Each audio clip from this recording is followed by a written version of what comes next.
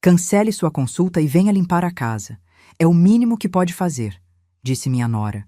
Quando eu respondi não, ela se levantou e gritou, na frente de todos: Você nunca serviu para nada. Peguei minha bolsa, saí sem olhar para trás. Dias depois, ela perdeu tudo. Sabe aquele momento em que você percebe que perdeu a si mesma? Que virou sombra na própria família? Foi exatamente o que senti naquele domingo de março, quando minha nora Simone me olhou nos olhos e disse as palavras que mudariam tudo para sempre. Mas deixa eu voltar um pouco. Deixa eu te contar como cheguei até ali, com 68 anos nas costas, sentada numa mesa de aniversário, sendo tratada como trapo velho. A mesa estava cheia. Meu filho Ricardo completava 36 anos, e Simone tinha feito questão de convidar a mãe dela, a irmã, alguns amigos do casal. Eu cheguei cedo, como sempre, trazendo o bolo de chocolate com recheio de doce de leite que faço desde que Ricardo era criança. Aquele bolo que ele comia escondido antes do jantar, que levava na mochila para a escola, que pediu em todos os aniversários até conhecer Simone. Coloquei o bolo na cozinha com cuidado, tinha levado 2 horas para fazer. Simone mal olhou. Ah, você trouxe bolo. Foi só isso que disse com aquele tom que eu já conhecia bem. Aquele tom que não agradece, que não vê esforço, que diminui tudo o que você faz. 15 minutos depois, vi a caixa de confeitaria cara sobre a bancada. Um bolo enorme, decorado com papel de ouro comestível. Meu estômago apertou, mas engoli seco. Também ficou bonito, falei, tentando manter a paz. Simone pegou meu bolo, ainda na travessa de vidro que foi da minha mãe, e simplesmente jogou no lixo, na frente de todo mundo. Não precisa de 2 bolos, Teresa. E esse daqui é de verdade, de profissional. Senti meu rosto queimar. A sogra dela, Dona Marlene, desviou o olhar. A cunhada fingiu que estava mexendo no celular. Ricardo! Ricardo estava na sala. Nem viu. Ouviu e preferiu não ver. Não sei o que é pior. Engoli a humilhação e me sentei na ponta da mesa. Sempre na ponta. Nunca ao lado do meu filho, esse lugar era de Simone. Nunca perto dos netos, eles ficavam do outro lado, longe da avó chata. Eu era a convidada invisível na festa do meu próprio filho. O almoço seguiu naquele clima falso de família feliz. Simone comandava tudo. Quem sentava onde, o que se servia, até as conversas. Ela tinha esse dom de fazer você se sentir pequeno sem gritar. Bastava um olhar, um silêncio calculado, uma frase solta no ar. Foi quando Ricardo comentou sobre a reunião importante que eu tinha na segunda-feira que tudo desmoronou. Mãe vai no oncologista, né? Algum exame de rotina. Oncologista. A palavra ficou pendurada no ar por um segundo. Eu tinha marcado aquela consulta há 3 meses. Um nódulo na mama, provavelmente nada, mas precisava investigar. Não tinha contado para ninguém porque... Bem, porque já sabia que ninguém se importaria de verdade. Seria só mais um peso, mais uma cobrança disfarçada de preocupação.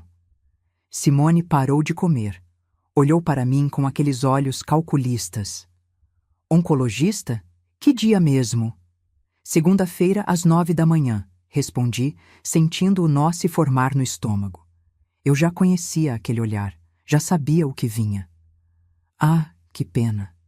Ela limpou a boca no guardanapo, devagar, teatral. É que segunda-feira eu marquei o pessoal da decoração para vir aqui medir tudo. Vou reformar a sala, sabe? E depois tem a faxina pesada para fazer antes deles chegarem. Ia te pedir para vir ajudar. O silêncio que se seguiu foi ensurdecedor. Mas vai na consulta, claro, ela continuou, com aquele sorriso que não chegava nos olhos. Sua saúde é importante. A gente se vira aqui. Sabe aquele momento em que você sente o teste? A armadilha sendo montada na sua frente? Era isso. Eu podia sentir todos me olhando, esperando. Esperando que eu fizesse o que sempre fiz. Ceder. Mas dessa vez, algo diferente aconteceu dentro de mim. Talvez fosse a imagem do meu bolo no lixo. Talvez fosse o cansaço de 3 anos sendo tratada como empregada não remunerada. Talvez fosse o medo real daquele nódulo, o medo de morrer sem nunca ter vivido de verdade. Não posso, Simone, falei, e minha voz saiu mais firme do que eu esperava. Essa consulta é importante, mas te ajudo na quarta-feira, se quiser. O garfo dela parou no ar. Ricardo parou de mastigar. Até os netos, Júlia e Pedro, perceberam a mudança no clima e ficaram quietos. Como assim, não pode? A voz dela tinha mudado, ficado afiada. Teresa, é só remarcar o médico. Ele não vai morrer se você for na outra semana, mas eu preciso da casa limpa segunda-feira. É urgente. Desculpa, mas não dá para remarcar. Essa consulta... Cancele sua consulta e venha limpar a casa. Ela falou isso olhando direto nos meus olhos e pela primeira vez em 5 anos vi quem ela realmente era. Sem máscara. Sem fingimento. É o mínimo que você pode fazer, depois de tudo que a gente faz por você. Tudo que fazem por mim? Senti a raiva subir pela garganta feito lava. Tudo que fazem por mim? Eu que paguei R$85 mil para o investimento deles que nunca deu certo. Eu que dei 35 mil de entrada no carro dela. Eu que paguei a festa de casamento inteira, R$47 mil. Eu que cuido dos netos 4 vezes por semana, cancelando minhas aulas de cerâmica, meus almoços com as amigas, minha vida. Simone, com todo respeito, mas não vou cancelar minha consulta médica. Foi aí que ela se levantou. A cadeira raspou no chão com um som horrível, e ela gritou. Gritou mesmo, com todo mundo olhando. Você nunca serviu para nada. O silêncio que caiu naquela sala foi de cortar a alma. Até as crianças ficaram paralisadas. Dona Marlene olhou para o prato. A cunhada se levantou e foi para a cozinha. Os amigos do casal fingiram olhar o celular. E Ricardo? Ricardo estava ali, sentado, vermelho de vergonha, mas calado. Meu filho me olhou por um segundo e abaixou a cabeça. Foi nesse momento que eu entendi. Eu tinha perdido meu filho há muito tempo. Ou talvez nunca o tivesse tido de verdade. Me levantei devagar, peguei minha bolsa. Minhas mãos tremiam, mas não de medo. De clareza. Pela primeira vez em 3 anos, eu estava vendo tudo com nitidez absoluta. Olhei para cada pessoa naquela mesa. Olhei para Simone, com seu rosto deformado de raiva. Olhei para Ricardo, encolhido na cadeira. Olhei para os meus netos, confusos demais para entender o que acabara de acontecer. Lembrem-se deste dia, foi tudo o que disse. E saí, sem chorar, sem me explicar, sem pedir desculpas por ter a ousadia de colocar minha saúde em primeiro lugar. Fechei a porta atrás de mim e senti algo estranho. Alívio. Mas o que eu não sabia, enquanto descia naquele elevador com a visão embaçada, é que aquele era só o começo. Porque quando você decide se respeitar depois de anos de humilhação, o universo inteiro se reorganiza ao seu redor. E nem sempre isso é bonito de ver.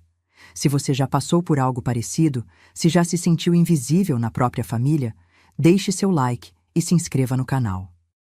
Porque essa história está apenas começando. E o que aconteceu depois? Bem, Simone nunca imaginou que eu tivesse tanta força guardada. Quando cheguei em casa naquela tarde, me sentei no sofá da sala e fiquei olhando para o retrato de Osvaldo na parede. Meu marido, meu companheiro de 42 anos, morto há 3 anos de infarto fulminante, me deixando sozinha numa segunda-feira chuvosa de junho. Você me faria levantar a cabeça agora, né, velho? Falei para a foto. E pela primeira vez em muito tempo, senti vontade de rir. Não de alegria, de amargura. Porque finalmente estava enxergando o quanto eu tinha me perdido desde que ele partiu. Deixa eu te contar como cheguei até aquele ponto. Como uma mulher que sempre foi respeitada, que criou um filho com dignidade, que trabalhou lado a lado com o marido, construindo uma vida confortável, virou capacho da própria nora. Quando Osvaldo morreu, o mundo desabou. A gente tinha planos: viajar para o Nordeste, conhecer Fernando de Noronha, talvez passar uma temporada no sítio que compramos em Cunha. Mas o coração dele disse não. E eu fiquei, sozinha, com um apartamento de 3 quartos vazio demais, uma casa na praia que doía visitar e R$ 580.000 em investimentos que ele deixou organizados. Ricardo apareceu no velório com Simone. Eles tinham casado há 2 anos e eu ainda estava tentando gostar dela.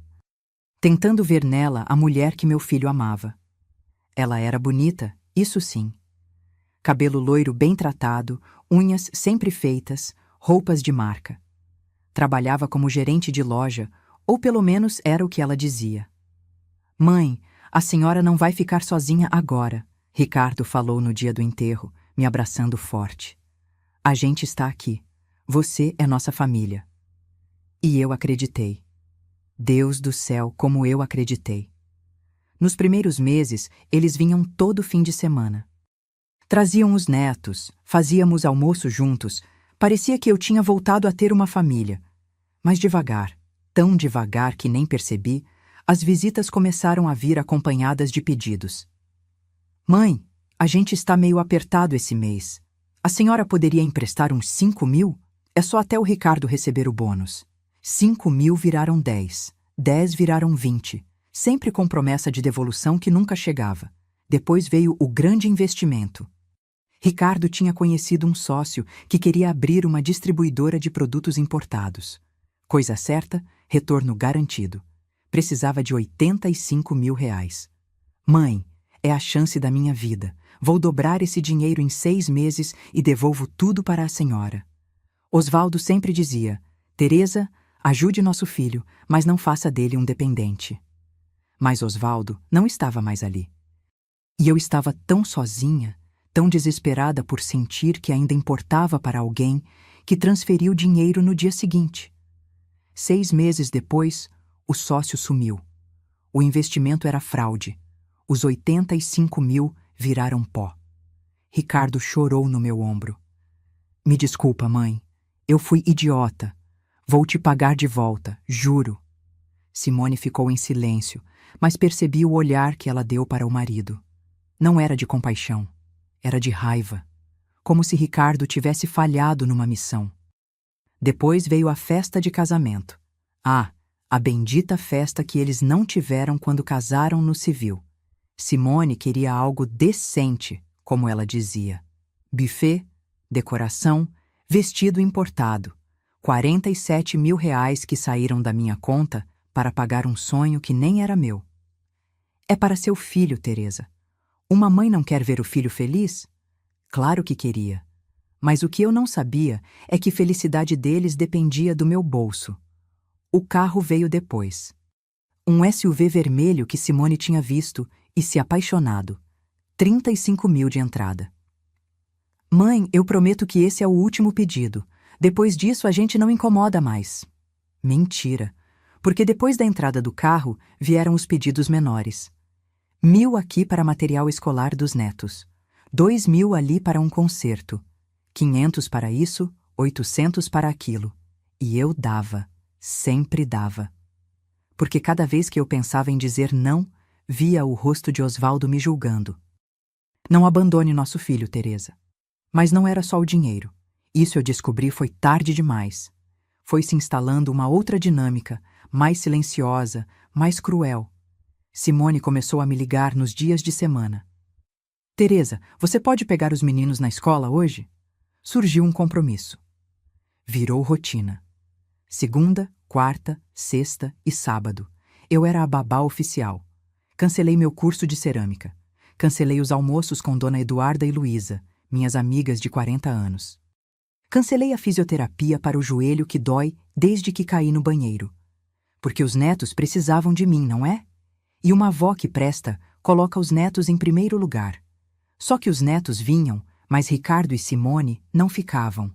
Me entregavam às crianças e iam fazer suas coisas. Cinema, jantar, às vezes só resolver coisas. E eu ali, com Júlia e Pedro, amando aquelas crianças com todo o meu coração, mas sentindo que estava sendo usada. As visitas em casa mudaram também. Quando vinham almoçar, Simone trazia a lista do que eu devia fazer. Hoje quero lasanha, daquele jeito que a senhora faz. Ah, e faz uma sobremesa também? Os meninos adoram seu pudim. Eu cozinhava, limpava, servia. E eles comiam, sujavam e iam embora. Ninguém oferecia ajuda. Ninguém lavava um prato. Simone sentava no sofá mexendo no celular enquanto eu enchia a pia de louça. Uma vez ouvi ela falando ao telefone com uma amiga. Deixa as crianças com a sogra. Ela não tem mais o que fazer mesmo. Não tinha mais o que fazer. Como se minha vida inteira fosse um espaço vazio esperando ser preenchido pelas necessidades deles. Mas o pior, o que realmente me quebrou por dentro, foi quando contei para Ricardo sobre a depressão. Foi num momento de fraqueza, numa noite que ele veio buscar os meninos e me encontrou chorando na cozinha. Desabafei. Disse que estava me sentindo vazia, inútil, que sentia falta do pai dele, que os remédios que o psiquiatra receitou me deixavam tonta. Mãe, isso é normal. A senhora perdeu o papai. Vai passar. Ele me abraçou e naquele momento senti que meu filho ainda me amava. Mas 2 semanas depois, durante uma discussão sobre eu não poder ficar com os netos num sábado porque tinha consulta, ouvi Simone dizer: Teresa, não vem com essa história de cansaço. Ricardo me contou que você toma remédio para depressão. Você precisa é sair de casa, fazer algo útil. Cuidar dos netos ia te fazer bem. Senti o mundo rodar. Ricardo tinha contado. Tinha exposto minha fragilidade para ela usar como arma. Olhei para meu filho, esperando que ele dissesse algo. Qualquer coisa. Mas ele só desviou o olhar e sussurrou: Mãe, não leva para o lado pessoal. Não levar para o lado pessoal?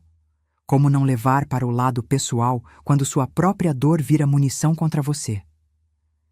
Foi naquele dia que comecei a anotar. Peguei o caderno velho de capa dura marrom que minha mãe me deu quando casei. Anote as coisas importantes da vida, filha. A memória falha, mas o papel não esquece.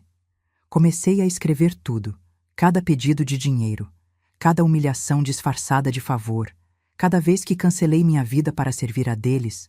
As páginas foram se enchendo de uma verdade que eu não queria ver. Eu tinha virado invisível. Pior que invisível. Tinha virado útil apenas quando precisavam. E a consulta que eu ia fazer na segunda-feira, aquela que Simone quis que eu cancelasse, era sobre um nódulo que senti no banho 3 meses antes. Marquei a consulta, mas não contei para ninguém, porque já sabia. Iam minimizar. Iam dizer que eu estava exagerando. Ou pior, iam transformar minha dor em mais uma obrigação deles terem que me aguentar. Então eu guardei para mim. Como guardei tanta coisa. Sentada naquele sofá, depois de sair do almoço de aniversário, olhei para o caderno marrom na estante. Peguei ele e folheei as páginas. 3 anos de registros. 3 anos de me anulando. 3 anos acreditando que amor era se sacrificar até desaparecer. Chega, falei em voz alta para a sala vazia. Chega. Peguei o telefone e fiz algo que não fazia há anos. Liguei para a doutora Beatriz, minha amiga dos tempos de faculdade. Advogada brilhante que Simone não gostava e que por isso eu tinha me afastado. Teresa, quanto tempo, eu estava com saudade. E ali, naquele domingo à tarde, com o gosto amargo da humilhação ainda na boca, eu comecei a contar. Contei tudo. E quando terminei, doutora Beatriz ficou em silêncio por um momento. Teresa, você sabe que tem direitos, né? Você sabe que pode mudar isso tudo? Não, eu não sabia. Ou talvez soubesse, mas tivesse medo demais de acreditar. Vem aqui segunda-feira, depois da sua consulta. A gente precisa conversar sério. Desliguei o telefone com as mãos tremendo. Não de medo, de algo novo. Algo que eu não sentia há muito tempo. Esperança. Mas o que eu ainda não sabia é que aquela decisão de me respeitar ia desencadear uma tempestade. E quando a verdade começasse a aparecer, descobriria que Simone escondia muito mais do que só ingratidão. E você? Já se sentiu usado por quem deveria te amar? Já cancelou sua vida para servir aos outros? Continue comigo, porque o que descobri sobre minha nora nas semanas seguintes me fez questionar se algum dia conhecia a verdade. A segunda-feira amanheceu cinza. Dessas manhãs de São Paulo onde o céu parece pesar sobre a cidade. Acordei às 6, mesmo sem ter conseguido dormir direito. O celular tinha 32 mensagens não lidas. 32. Todas de Ricardo. Não abri nenhuma. Tomei meu café sozinha, como sempre fiz desde que Osvaldo partiu. Pão na chapa, café passado, uma fatia de mamão. A rotina me acalmava. Me lembrava que eu ainda existia, mesmo quando todos me tratavam como se eu não existisse. A consulta era às 9. Cheguei com 40 minutos de antecedência porque sempre fui assim, pontual, organizada, responsável. As coisas que meu filho parece ter esquecido que aprendi com minha mãe e tentei ensinar a ele. Teresa Mendonça? A enfermeira chamou meu nome e senti o estômago apertar. O Dr. Peralta foi direto ao ponto. Homem sério, de uns 50 anos, que não desperdiça tempo com rodeios. O nódulo que a senhora encontrou, fizemos a biópsia na semana passada. Resultado veio hoje. É benigno. Benigno. A palavra mais bonita do dicionário naquele momento. Senti as lágrimas virem, mas segurei. Tem certeza? Absoluta. Mas a senhora precisa fazer acompanhamento semestral. E, Dona Teresa? Ele tirou os óculos e me olhou com aquela cara de médico que vai dar bronca. A senhora está com a pressão nas alturas, 160 por 90. Isso é perigoso. Está passando por algum estresse? Estresse. Dei uma risada curta, sem humor. Doutor, o senhor tem algumas horas livres? Ele não riu. Receitou remédio para a pressão e me fez prometer que voltaria em 2 semanas. Saí daquele consultório com uma sensação estranha, alívio misturado com raiva. Raiva porque eu quase cancelei aquela consulta. Quase coloquei a faxina da casa da minha nora acima da minha própria saúde. Mas ninguém da minha família sabia do resultado. E sabe de uma coisa? Decidi que não ia contar. Não ainda. Queria ver quanto tempo levaria para alguém perguntar. Fui direto para o escritório da doutora Beatriz. Ela me recebeu com aquele abraço apertado de amiga de verdade. Beatriz era tudo que Simone odiava. Independente, direta, bem-sucedida, mulher que não abaixava a cabeça para ninguém. Deixa eu ver se entendi direito, ela disse depois que contei tudo, anotando num bloco. Você emprestou 85 mil para o investimento que fracassou. Pagou 47 mil na festa de casamento. Deu 35 mil de entrada no carro, mais os pequenos valores que somam... Quanto mesmo? Peguei meu caderno marrom. Aquele caderno que virou meu confidente silencioso. 16 mil em 3 anos. Coisas pequenas. 1.000 aqui, 2.000 ali. Beatriz parou de escrever e me olhou. Teresa, você sabe quanto isso dá? 183 mil reais, respondi. Eu sabia. Claro que sabia. Cada centavo estava gravado na minha memória como uma cicatriz. E eles devolveram quanto? Silêncio. Nada, completei. 0. Sempre tem uma desculpa. Ricardo vai receber o bônus e nunca recebe. Simone vai vender umas coisas e nunca vende. Está sempre apertado, sempre no próximo mês. Beatriz se recostou na cadeira. Teresa, você foi casada em comunhão parcial de bens? Fui. Então metade de tudo que você e Osvaldo construíram é legalmente seu. O apartamento, a casa da praia, os investimentos, tudo. E você tem todo o direito de fazer o que quiser com esse patrimônio. Eu sei disso, Bia. Sabe? Ela levantou uma sobrancelha. Porque pelo que você me contou, parece que está pedindo permissão para viver sua própria vida. A frase me acertou como um tapa. Permissão. Era exatamente isso. Eu estava pedindo permissão para existir na minha própria vida. Quero que você faça um levantamento completo, pedi. Cada centavo que emprestei, cada promessa não cumprida, quero tudo documentado. E depois? Depois eu vou fazer o que deveria ter feito há muito tempo. Vou me respeitar. Saí de lá com uma pasta cheia de documentos e um plano. Beatriz tinha me mostrado algo que eu não queria ver. Eu tinha poder. Poder financeiro, poder legal, poder de escolha. Eu é que tinha entregado esse poder de bandeja para quem não merecia.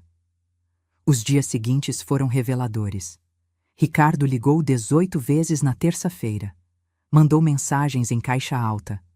Mãe, pelo amor de Deus, atende o telefone. Mas eu não atendi. Pela primeira vez na vida, não estava disponível imediatamente. Na quinta-feira, ele apareceu no meu apartamento. Toquei a campainha às 10 da manhã. Eu estava tomando chá na varanda, lendo um livro que comprei há 2 anos e nunca tinha tempo de ler. Abri a porta. Ele estava com cara de quem não dormia.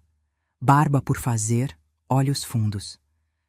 Mãe, que história é essa de não atender telefone? A gente ficou preocupado. Preocupado. A palavra soou falsa até para ele. Entre, Ricardo. Minha voz saiu calma, fria até. Nem eu me reconheci. Ele entrou, olhando ao redor como se procurasse algo errado. A senhora está bem? Ficou chateada por causa de domingo? Chateada. Repeti a palavra devagar. Seu filho. Sua esposa me humilhou na frente de estranhos. Gritou comigo. Disse que eu nunca servi para nada. E você ficou sentado, em silêncio.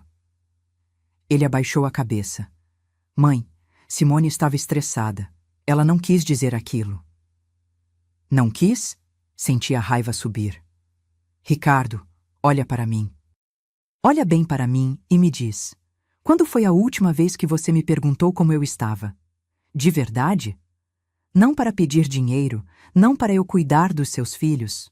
Quando? Ele abriu a boca. Fechou. Não tinha resposta. Você sabe onde eu fui na segunda-feira? No médico, né? Alguma consulta que a senhora fez questão? Oncologista, cortei. Fui no oncologista investigar um nódulo na mama, sozinha, sem contar para ninguém, porque já sabia que ninguém ia realmente se importar. Sabia que viraria o meu problema em mais uma inconveniência. Vi o rosto dele descorar. Mãe, o quê? Por que não contou? Porque você me ensinou a não contar, Ricardo. Minha voz tremeu, mas continuei. Toda vez que eu tentava falar dos meus problemas virava peso. Toda vez que eu precisava de algo, era drama. Mas quando você precisa? Ah, aí eu tenho que largar tudo, inclusive minha saúde. E o resultado? Benigno, mas isso não é o ponto. O ponto é que vocês me transformaram em alguém que tem medo de ser um incômodo na própria família. Ricardo sentou no sofá, a cabeça entre as mãos. Eu não sabia que a senhora se sentia assim. Não sabia porque não quis ver. Sentei na poltrona em frente a ele. Ricardo, eu te amo. Você é meu filho, mas eu não aguento mais ser tratada como empregada não remunerada. Não aguento mais ser chamada só quando precisam de algo. Não é assim. É sim. Peguei o caderno marrom. Aquele caderno que carregava 3 anos de dor. Quer que eu leia? 15 de março de 2023. Simone pediu que eu cancelasse o dentista para buscar os meninos porque ela tinha a unha marcada. 22 de abril. Ricardo pediu 3.000 emprestados para consertar o ar-condicionado. Nunca devolveu. 1º de junho. Simone jogou meu bolo no lixo e me chamou de... Chega, mãe, chega. Ele estava chorando. Eu entendi. Entendeu? Me levantei. Porque tem mais, filho. Muito mais. E a partir de hoje, as coisas vão mudar. Eu vou mudar. O que a senhora quer dizer? Quero dizer que não vou mais emprestar dinheiro. Não vou mais cancelar minha vida para servir a de vocês. Não vou mais aceitar desrespeito disfarçado de intimidade. Vi o pânico passar pelos olhos dele. E entendi. Ele tinha medo. Medo de perder o banco, porque era isso que eu era para eles. Um banco sempre aberto, sempre disponível.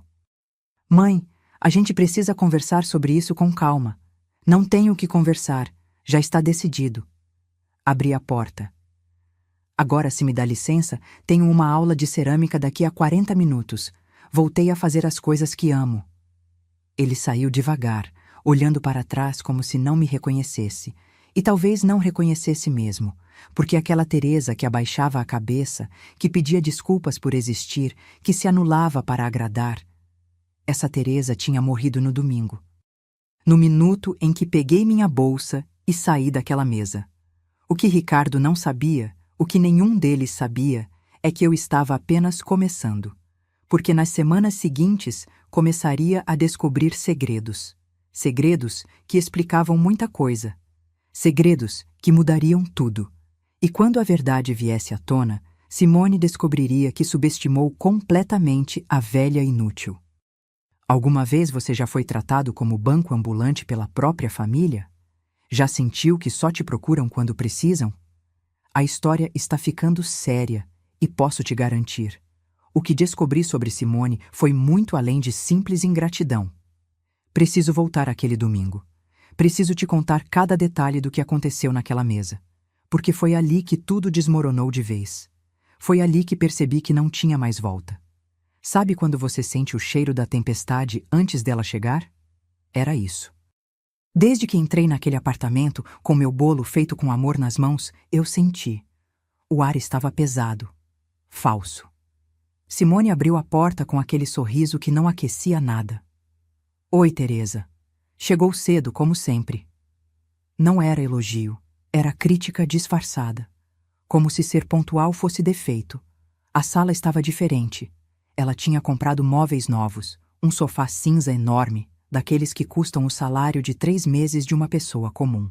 Almofadas de veludo, uma mesa de centro de mármore, tudo caro. Tudo ostentação. E eu ali, lembrando dos 85 mil que perderam no investimento fracassado. Ficou bonito, falei, porque era o que se esperava de mim. Sempre falar o que esperavam. Você acha? Eu queria o sofá bege, mas Ricardo achou muito claro por causa das crianças. Ela nem olhou para mim enquanto falava. Estava ocupada organizando os guardanapos de linho para um almoço de família. Quem usa guardanapo de linho? Levei o bolo para a cozinha. A cozinha estava impecável. Cheiro de desinfetante misturado com o perfume caro que Simone sempre usava. Aquele perfume francês que custava R$ 900 o frasco. Eu sabia por que tinha dado de presente no aniversário dela, porque Ricardo sugeriu que seria uma boa ideia. Coloquei o bolo na bancada com cuidado. Tinha forrado com papel de seda, colocado num suporte bonito, chocolate com doce de leite, 3 camadas, cobertura brilhante. 2 horas de trabalho. 2 horas lembrando de quando Ricardo era pequeno e lambia a tigela. Você trouxe bolo! A voz de Simone atrás de mim me fez pular.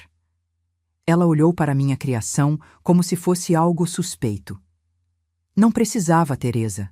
Já tinha encomendado um. Mas esse é o preferido do Ricardo desde criança. Eu sei. Você já contou essa história umas 50 vezes.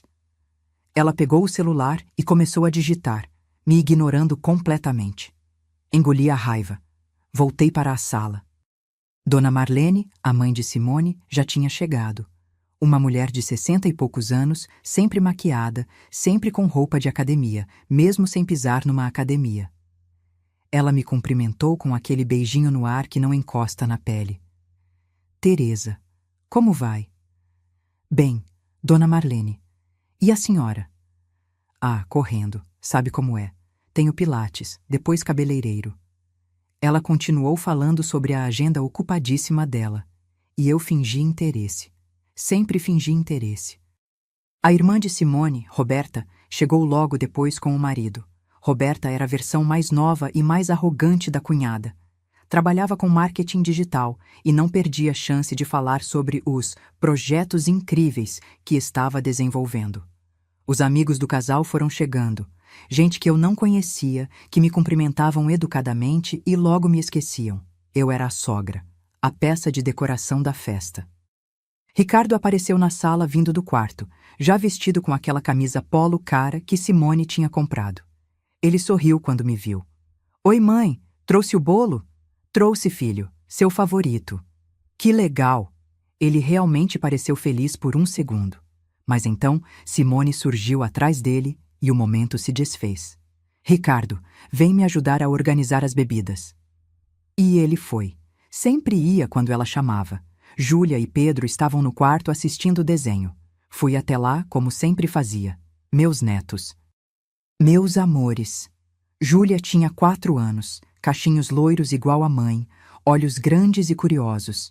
Pedro, 7 anos, sério demais para a idade, já aprendendo a ficar quieto quando os adultos falavam alto.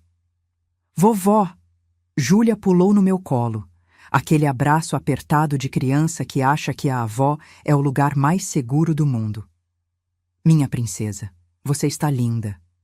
Ela estava com um vestido rosa cheio de babados, roupa cara, desconfortável, escolhida por Simone. Pedro me deu um abraço mais contido. Oi, vó. Como está, meu amor? Estudando bastante? Tô. Ele voltou para o desenho. Percebi que ele tinha olheiras. Uma criança de 7 anos com olheiras. Você está dormindo bem, Pedro? Ele deu de ombros. Aquele gesto que adulto faz quando não quer falar sobre algo. 7 anos e já aprendendo a guardar segredos. Crianças, venham almoçar. A voz de Simone ecoou pelo apartamento. Fomos todos para a mesa, e foi ali que comecei a sentir o aperto no peito. A mesa estava posta com capricho. Toalha bege, louça branca, copos de cristal. Mas quando fui sentar, Simone indicou a ponta mais distante de Ricardo. Fica ali, Teresa. Assim dá para você ajudar a servir as crianças. Ajudar a servir. Não sentar perto do filho no aniversário dele. Ajudar a servir. Me sentei. Júlia e Pedro ficaram do meu lado, pelo menos. Ricardo na cabeceira, Simone ao lado dele. Dona Marlene e Roberta do outro lado. Os amigos distribuídos. E eu na ponta, com as crianças, a babá da festa. A comida estava boa, tinha que admitir. Simone tinha encomendado tudo de um buffet caro. Lasanha, salpicão, peru assado, arroz grego, fartura. Aquele tipo de fartura que impressiona a visita. Comemos. Conversaram sobre assuntos que eu não entendia. Projetos, investimentos, viagens que planejavam. Ninguém me incluía nas conversas. Eu era a sombra na ponta da mesa. Foi quando serviram o bolo que eu vi. Simone levantou com aquele sorrisinho vitorioso e trouxe da cozinha uma caixa enorme de confeitaria. Um bolo de 3 andares decorado com papel dourado comestível, flores de açúcar, escrito Feliz Aniversário Ricardo, em letra elegante. Gente, olhem que lindo! Encomendei da Doce Tentação, aquela confeitaria que está bombando. Todo mundo aplaudiu. Tiraram fotos. Ricardo sorriu, abraçou a esposa. Ficou incrível, amor. Ninguém mencionou meu bolo. Ninguém. E o bolo que a mãe trouxe? Ricardo perguntou, e meu coração deu um pulo de esperança. Simone riu. Aquela risada curta, cortante. Ah, aquele. Teresa, você não se importa, né? É que não precisa de 2 bolos, e esse daqui é de verdade, de profissional. Senti o rosto queimar. De verdade, de profissional, como se eu fosse amadora, como se meu amor não valesse nada. Ela foi até a cozinha e voltou com meu bolo. Na frente de todo mundo, abriu a tampa do lixo e jogou dentro. A travessa de vidro bateu nas outras coisas do lixo com um som que ecoou na minha alma. Pronto, assim a gente tem mais espaço na geladeira. O silêncio que caiu foi constrangedor. Dona Marlene olhou para o prato. Roberta fingiu mexer no celular. Os amigos ficaram sem graça. Ricardo abriu a boca. Fechou. Não disse nada. E eu engoli. Engoli a humilhação como tinha engolido tantas outras. Engoli e sorri. Tudo bem, realmente não precisava de 2. Mas não estava tudo bem. E eles sabiam. Continuamos o almoço naquele clima esquisito. Comeram o bolo caro, tiraram mais fotos, fingiram que estava tudo perfeito. Eu fiquei quieta na minha ponta, ajudando Pedro a comer, limpando a boca de Júlia, sendo útil como sempre. Foi quando Ricardo mencionou minha consulta que a bomba explodiu. Ah, mãe, tem consulta segunda-feira, né? Algum médico? Oncologista, completei. Minha voz saiu mais alta que eu pretendia. Mais firme. Vou no oncologista investigar um nódulo. Vi os olhos de Simone brilharem. Não de preocupação, de oportunidade. Oncologista? Que dia mesmo, Teresa? Segunda-feira, 9 da manhã. Ela limpou a boca no guardanapo com aquela delicadeza estudada. Ah, que pena mesmo. Que coincidência ruim. Senti o nó no estômago. Conhecia aquele tom. É que segunda-feira vou ter o pessoal da decoração aqui. Vou reformar a sala toda, sabe? Mudei de ideia sobre o sofá. Ela olhou ao redor como se todos fossem testemunhas. E antes do pessoal chegar, preciso fazer uma faxina pesada. Limpar os armários, tirar tudo do lugar. É muito trabalho. Ninguém disse nada. Todo mundo sabia onde aquilo ia dar. Ia te ligar para pedir ajuda, Teresa. Você sempre foi tão boa com essas coisas. Ela fez uma pausa, teatral, calculada. Mas vai na consulta, claro. Sua saúde é importante, a gente se vira. A armadilha estava armada. Se eu fosse na consulta, era egoísta. Se cancelasse, provava que família vem primeiro. Era teste. Sempre foi teste. E pela primeira vez na vida, decidi reprovar. Não posso, Simone. Essa consulta é importante. O garfo dela parou no ar. Ricardo parou de mastigar. Até as crianças perceberam a mudança e ficaram quietas. Como assim, não pode? A voz dela mudou. Ficou fria, afiada. É uma consulta médica importante. Marquei há 3 meses. Não dá para remarcar assim. Teresa. Ela disse meu nome como se estivesse explicando algo para uma criança burra. É só ligar para o consultório e remarcar. Médico não vai morrer se você for semana que vem. Mas eu preciso dessa casa limpa segunda-feira de manhã. É urgente. Por que é urgente? Ouvi minha própria voz perguntando. E me surpreendi. Nunca tinha questionado Simone antes. Ela piscou, desestabilizada por 1 segundo. Porque o pessoal da decoração vem segunda. Já falei. E não pode vir terça ou você limpar sozinha? O silêncio que caiu na mesa foi de cortar com faca. Sozinha? Simone repetiu a palavra como se fosse absurda. Teresa, você está vendo o tamanho dessa casa? Acha que dá para limpar tudo sozinha? E eu trabalho, se esqueceu. Eu também trabalhei a vida inteira, respondi. E limpei minha casa, e criei meu filho, e cuidei do meu marido quando ficou doente. Isso foi diferente. Foi igual, Simone. A diferença é que eu não pedia para ninguém cancelar consulta médica para me servir. Ricardo finalmente falou. Mãe, acho que está exagerando. Exagerando? Olhei para meu filho. Ricardo, sua esposa está me pedindo para cancelar uma consulta de oncologista para limpar a casa dela. E você acha que eu estou exagerando? Simone se levantou.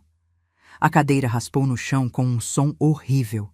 Seu rosto estava vermelho, desfigurado pela raiva. Cancele sua consulta e venha limpar a casa. É o mínimo que você pode fazer depois de tudo que a gente faz por você. Tudo que fazem por mim. A frase ecoou na sala como tiro. Senti algo quebrar dentro de mim. Todas as vezes que abaixei a cabeça. Todos os pedidos não pagos. Todas as humilhações engolidas. Tudo veio à tona numa onda que não dava mais para segurar. Não, falei. Simples assim. Não vou cancelar. Foi quando ela explodiu de verdade. Gritou. Gritou tão alto que Júlia começou a chorar. Você nunca serviu para nada. Nunca. Só fica aí se fazendo de coitada, de mártir, mas nunca fez nada de útil. Seu marido te sustentou a vida inteira. Agora quer bancar a importante? Quer que todo mundo fique com pena de você? Você não serve para nada. As palavras caíram sobre mim como chuva de pedras. Cada uma doía. Cada uma arrancava um pedaço. Olhei ao redor. Dona Marlene olhava para o prato, envergonhada.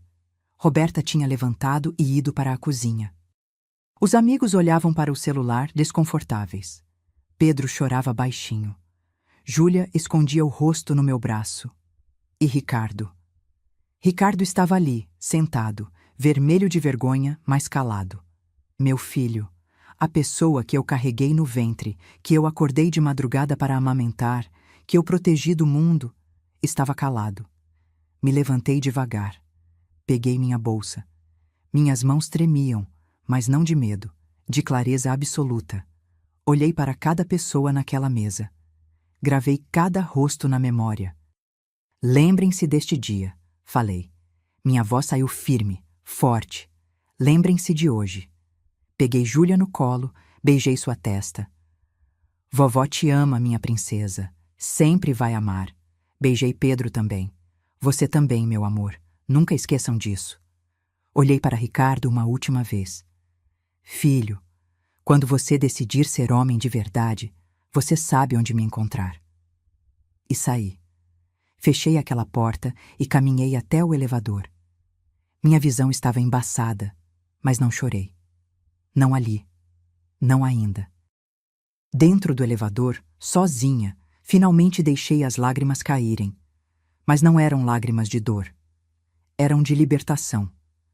Porque pela primeira vez em 3 anos eu tinha escolhido a mim mesma.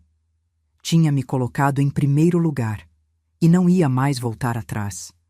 O que eu não sabia, enquanto descia aqueles 12 andares, é que aquela decisão ia desencadear uma avalanche. E quando toda a verdade viesse à tona, descobriria que Simone não era só cruel. Ela era muito pior do que eu imaginava. Você já passou por uma humilhação pública assim? Já teve que escolher entre sua dignidade e manter a paz na família? Continue aqui, porque o que aconteceu depois daquele dia mudou tudo. E quando digo tudo, é tudo mesmo. Cheguei em casa e tranquei a porta. Encostei nela por 1 minuto, esperando o colapso, esperando desabar em choro, em desespero, em arrependimento. Mas não veio. Sabe o que veio? Silêncio. Um silêncio limpo. Como se tivessem tirado um peso de cima do meu peito que eu carregava há tanto tempo que nem lembrava mais como era respirar direito. Fui até a cozinha, coloquei água para ferver. Chá de camomila. Minha mãe sempre dizia: Teresa, quando o mundo estiver pesado demais, faça um chá e sente na varanda. As coisas ficam mais claras. Sentei na varanda com a xícara fumegante nas mãos. Lá embaixo, São Paulo continuava. Carros buzinando, gente correndo, vida acontecendo. O mundo não tinha parado porque eu decidi me respeitar. Que alívio estranho perceber isso. Peguei o celular. 47 mensagens agora. Não li nenhuma, mas fiz algo que não fazia há anos. Liguei para a doutora Beatriz.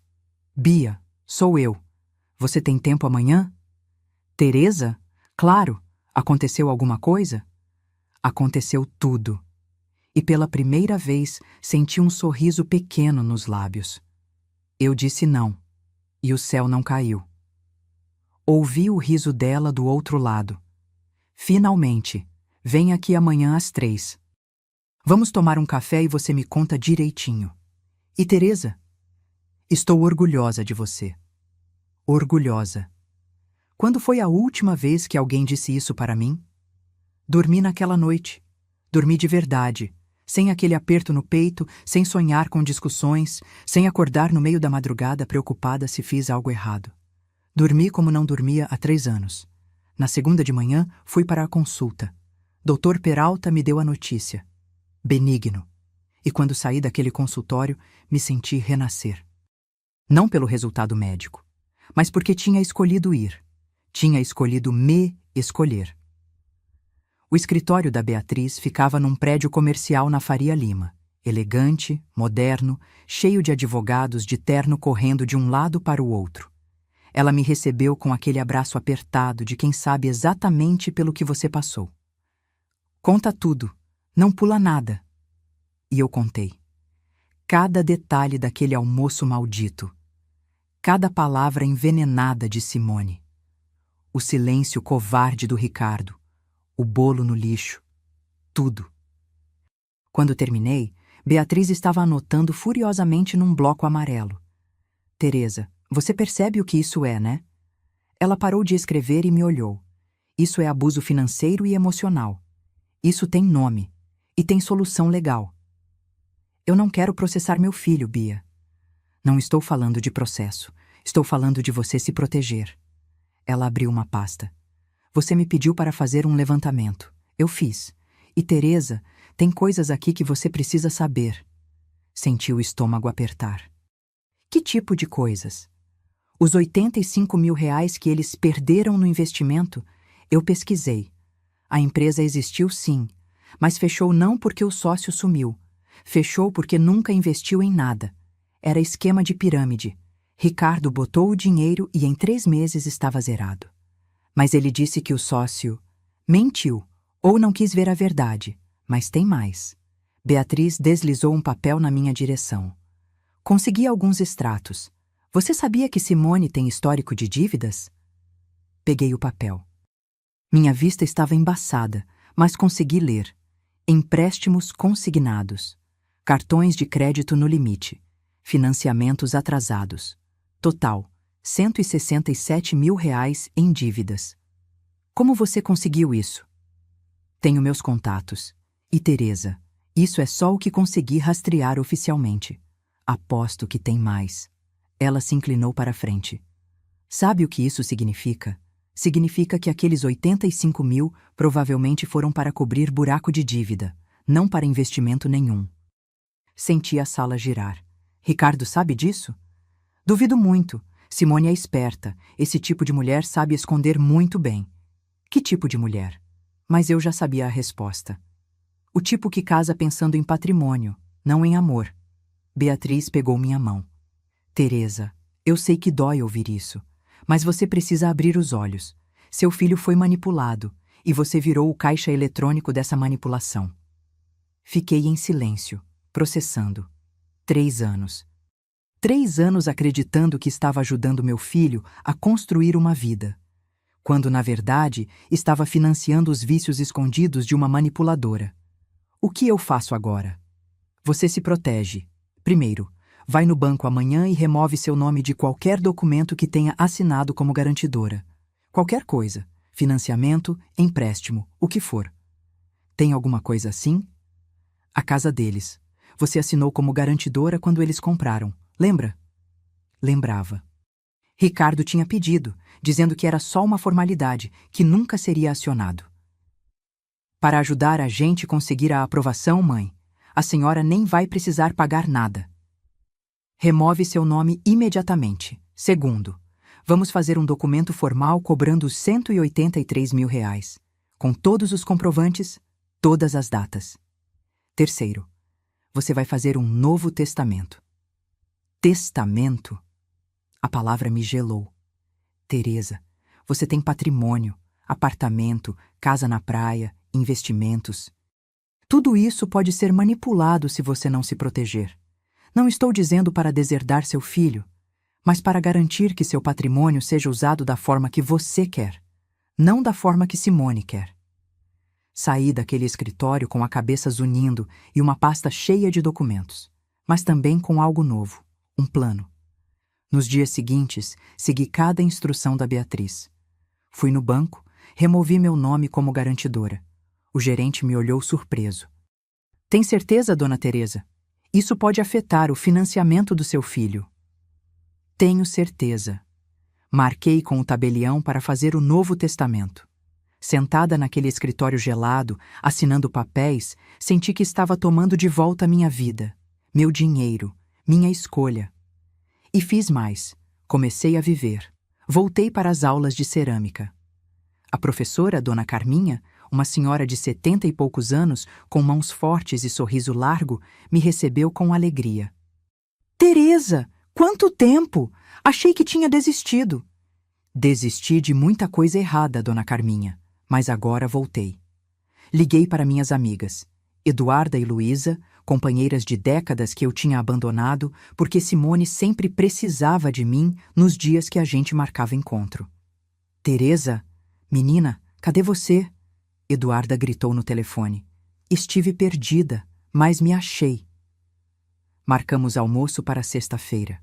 Fomos naquele restaurante italiano da Vila Madalena que a gente amava. Comemos massa, bebemos vinho, rimos até doer a barriga. E pela primeira vez em anos, não olhei o celular uma vez sequer. Você está diferente, Luísa comentou, me estudando com aqueles olhos perspicazes de quem te conhece há 40 anos. Estou. Estou me lembrando de quem eu era antes de virar sombra. Eduarda pegou minha mão. Aquela peste da sua nora continua te usando? Contei tudo. O almoço, a humilhação, minha decisão. Quando terminei, as duas estavam com os olhos marejados. Eu sempre soube que aquela mulher era cobra, Eduarda resmungou. Desde o primeiro dia. Lembra, Luísa? Eu disse para você. Disse mesmo. Mas ninguém fala mal da nora de ninguém, né? Aprendi isso da forma difícil. Luísa suspirou. Mas Teresa, seu filho não falou nada? Não tentou contato? Tentou, não atendi. E vai atender? Fiquei em silêncio. Boa pergunta. Não sei ainda. Preciso que ele entenda que as coisas mudaram, que eu mudei. Comecei terapia também. Doutora. Helena tinha consultório num sobrado antigo em Pinheiros. Mulher de uns 50 anos, cabelos grisalhos soltos, jeito calmo que te fazia querer contar tudo. Teresa, você passou 3 anos se anulando. Isso não se cura da noite para o dia.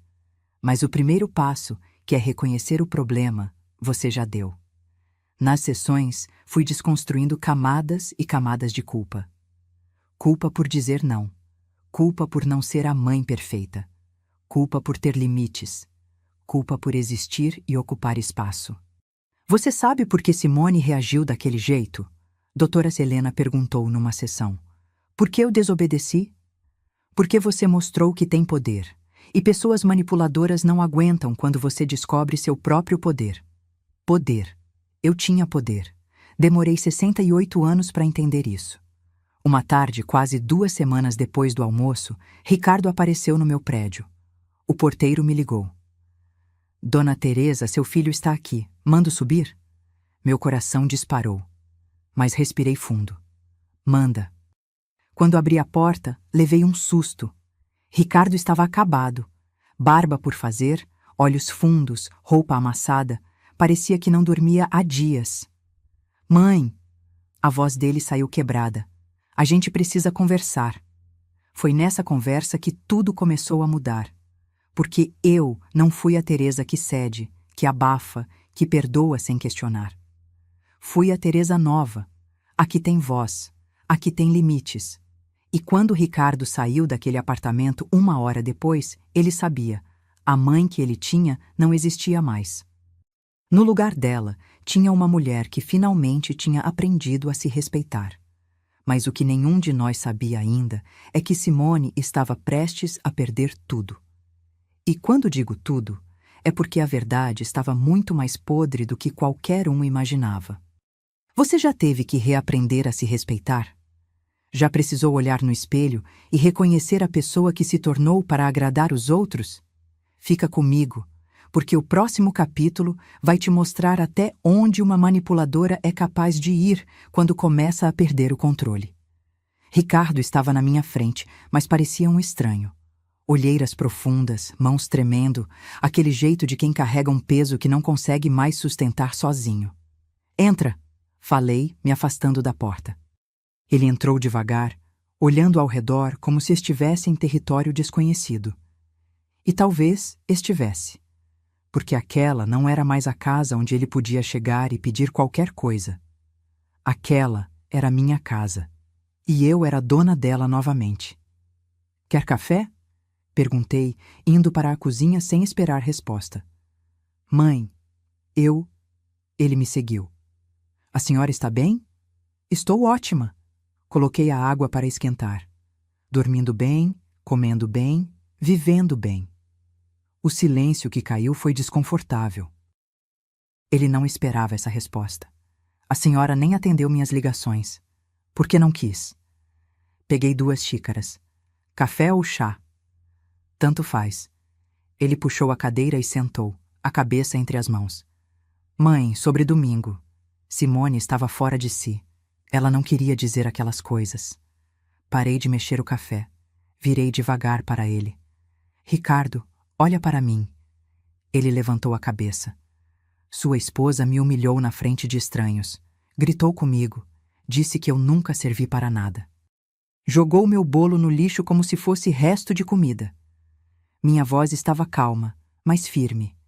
E você ficou sentado, calado. Eu não sabia o que fazer. Não sabia? Senti a raiva subir. Não sabia que devia defender sua mãe? A mulher que te criou sozinha quando seu pai trabalhava até tarde? Que acordava de madrugada quando você tinha febre? Que vendeu as próprias joias para pagar sua faculdade particular? Ele abaixou a cabeça de novo. Desculpa. Desculpa não basta, Ricardo. Coloquei a xícara na frente dele com força. Um pouco do café derramou no pires. Você tem 36 anos. Não é mais criança. Você escolheu ficar em silêncio enquanto sua esposa me destroçava. Isso diz muito sobre o homem que você se tornou. Vi as lágrimas escorrerem pelo rosto dele. E uma parte de mim, aquela parte de mãe que nunca morre completamente, quis abraçá-lo. Dizer que estava tudo bem, mas não estava tudo bem. Por que você veio aqui, Ricardo? Ele limpou o rosto com as costas da mão. Porque a gente precisa de ajuda. E lá estava, a verdade nua e crua. Não veio pedir desculpas de verdade. Veio pedir ajuda. Que tipo de ajuda? Financeira. Ele não conseguia me olhar nos olhos. Simone fez uma besteira. Pegou um empréstimo bancário sem me contar. Usou a casa como garantia. Agora estão cobrando e... Mãe, são 95 mil reais. 95 mil reais. O número ficou pendurado no ar. Para que ela pegou esse dinheiro? Para abrir o salão de beleza. Ela disse que tinha investidor, mas mentiu. Pegou tudo no banco e agora não tem como pagar. E você quer que eu pague? Mãe, vão tomar a casa. A gente vai ficar na rua com as crianças. Não vão tomar nada. Sentei na frente dele. Porque eu removi meu nome como garantidora na semana passada. Vi a cor sumir do rosto dele. O quê? Fui no banco segunda-feira. Assinei a remoção. Aquela casa é problema de vocês, não meu. Mas como a senhora pôde fazer isso? Ele estava em pânico real agora. Mãe, a gente conta com a senhora. É exatamente esse o problema, Ricardo. Vocês contam comigo. Como se eu fosse recurso, não pessoa. Peguei minha xícara, bebi um gole. Estava quente, queimou a língua, mas não demonstrei. Não vou pagar essa dívida. Mas... E tem mais. Eu quero meu dinheiro de volta. Silêncio total. Até o barulho da rua lá fora parecia ter parado. Que dinheiro? Ele perguntou, mas já sabia. Levantei, fui até o armário da sala e voltei com a pasta que Beatriz tinha preparado. Joguei na mesa. Papéis se espalharam. Comprovantes, recibos, anotações. 85 mil do investimento que fracassou. 47 mil da festa de casamento. 35 mil da entrada do carro. 16 mil em empréstimos pequenos que nunca foram devolvidos. Total, 183 mil reais. Ricardo olhou para os papéis como se fossem bomba prestes a explodir. Minha advogada já preparou tudo. Notificação formal. Vocês têm 90 dias para começar a pagar. Pode ser parcelado, pode ser como vocês quiserem, mas eu quero meu dinheiro. Mãe, a senhora enlouqueceu? Ele levantou, nervoso. A gente não tem esse dinheiro. Como vamos pagar isso? E a dívida da Simone? Não é meu problema. E quando falei isso, senti uma libertação tão grande que quase assustou. Vocês são adultos. Trabalham, se virem. A senhora está fazendo isso por causa de uma briga boba? Briga boba? Me levantei também. Agora estávamos cara a cara. Ricardo, sua esposa me chamou de inútil. Disse que eu nunca servi para nada. Na frente dos seus filhos. Na frente de estranhos. E você chama isso de briga boba? Ela estava estressada. Chega! Minha voz saiu mais alta do que eu queria, mais forte. Chega de desculpas para ela. Chega de você minimizar o que ela faz. Ela me trata como lixo há 3 anos e você deixa. Você permite. Ele ficou paralisado. Acho que nunca tinha me visto gritar de verdade. Sabe quando começou, Ricardo? Quando seu pai morreu. Eu fiquei vulnerável, sozinha, desesperada por família. E ela viu isso. Viu a oportunidade. Foi sugando aos poucos dinheiro, tempo, dignidade. E você? Você foi junto. Porque era mais fácil sacrificar sua mãe do que confrontar sua esposa. Não é assim. É exatamente assim. Peguei mais papéis da pasta. Você sabia que sua esposa tem R$ 167 mil em dívidas? Empréstimos, cartões, financiamentos atrasados? Vi o choque genuíno no rosto dele. Como você sabe disso? Minha advogada investigou. E Ricardo, aqueles 85 mil do investimento? Nunca foram para investimento nenhum. Foram para cobrir dívidas dela, dívidas de jogo online. Isso é mentira. Mas a voz dele não tinha certeza. É verdade. E se você não acredita em mim, pergunte para ela. Olha nos olhos dela e pergunta. Empurrei os papéis na direção dele. Leva isso, lê com calma. E quando você digerir toda a verdade, quando você finalmente acordar e ver quem você casou, a gente conversa de novo. Ricardo pegou os papéis com mãos tremendo, olhou para mim com aquela cara de criança perdida, e eu senti pena. Claro que senti. Era meu filho, mas pena não ia me fazer voltar atrás. E os meninos? Ele perguntou, a voz quebrada. A senhora não quer mais ver os netos? Aquilo doeu fundo. Mas respirei. Quero ver meus netos, mas nos meus termos, quando eu quiser, não quando Simone precisar de babá grátis. Fui até a porta, abri. E Ricardo? Eles podem vir aqui quando quiserem. Essa porta está sempre aberta para Júlia e Pedro. Mas para a Simone? Nunca mais. Ele passou por mim, parou no batente. A senhora mudou. Mudei. Finalmente aprendi a me respeitar. Olhei nos olhos dele, aqueles olhos castanhos iguais aos do pai. E quando você aprender a me respeitar também, quando você crescer e virar o homem que seu pai tentou te ensinar a ser, eu estou aqui. Mas enquanto você escolher ela em vez da sua dignidade, em vez da verdade, a gente não tem mais o que conversar. Fechei a porta. Encostei nela. Ouvi os passos dele se afastando pelo corredor. O elevador chegando. A porta se fechando. E então, só então, deixei as lágrimas caírem. Não eram lágrimas de arrependimento. Eram de luto. Luto pelo filho que eu achei que tinha criado, pelo homem que ele deveria ter se tornado, pelas escolhas que ele fez que o transformaram em alguém que eu não reconhecia mais. Mas também eram lágrimas de alívio, porque finalmente tinha dito tudo, finalmente tinha botado para fora 3 anos de mágoa engolida. O celular tocou. Era Beatriz. E aí, ele apareceu? Apareceu. E eu disse tudo. E como você está? Estou... Parei para pensar na palavra certa. Estou inteira. Pela primeira vez em anos, estou inteira. Ouvi o sorriso dela do outro lado. Isso é tudo que importa, Teresa. E agora? O que você vai fazer? Vou viver, vou fazer cerâmica, vou almoçar com minhas amigas, vou cuidar de mim. Olhei pela janela. O sol estava se pondo, tingindo o céu de laranja e rosa. E vou esperar, porque uma hora a verdade aparece, sempre aparece.